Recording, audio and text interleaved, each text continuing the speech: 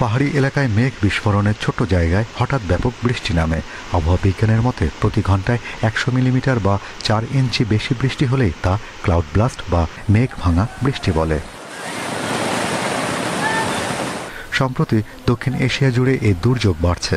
আবহাওয়া অধিদপ্তরের তথ্য বলছে 5 বছরে ভারত, বাংলাদেশ এবং পাকিস্তানের পাহাড়ের পাশাপাশি সমতলেও মেঘ বিস্ফোরণের ঘটনা বেড়েছে। জুলাই থেকে সেপ্টেম্বর বাংলাদেশে অতি ভারী বৃষ্টি বেড়েছে। 2020 সালে রংপুরে 433 মিলিমিটার, এবছর জুলাই ফেনীতে 406 ও 399 মিলিমিটার বৃষ্টি হয়েছে। আসাম, মেঘালয়, ত্রিপুরায় মেঘ বিস্ফোরণের সৃষ্ট ঢল বাংলাদেশের উপর দিয়ে বয়ে যায়। এতে বাড়ছে আকস্মিক বন্যা।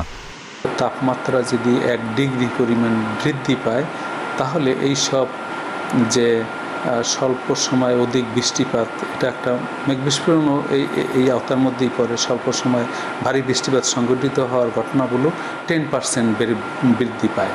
আবহাওয়া অফিস বলছে এবছর মে মাসে স্বাভাবিকের চেয়ে 62 ভাগ বেশি বৃষ্টি হয়েছে।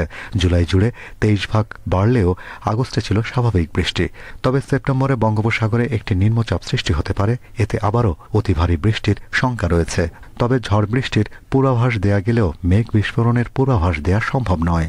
5টি রাডার যদি পুঙ্খানুভাবে আমরা চালাতে পারি তাহলে ক্লাউড বাস্ট সহ অন্য ফেনোমেনা যেটি স্বল্প সময়ের মধ্যে সংঘটিত হয় পূর্বাভাসের ক্ষেত্রে যুগোপযোগী ভূমিকা পালন করা যাবে।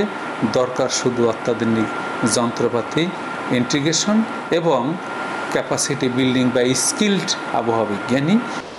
এদিকে অতি ভারী বৃষ্টির প্রভাবে মঙ্গলবার নাগাদ তিস্তা, ধরলা, দুধকুমার নদীর পানি বিপদসীমার ওপরে যেতে পারে। এর আশেপাশে নিম্নাঞ্চলে সাময়িক বন্যার পূর্বাভাস দিয়েছে বন্যা সতর্কীকরণ কেন্দ্র।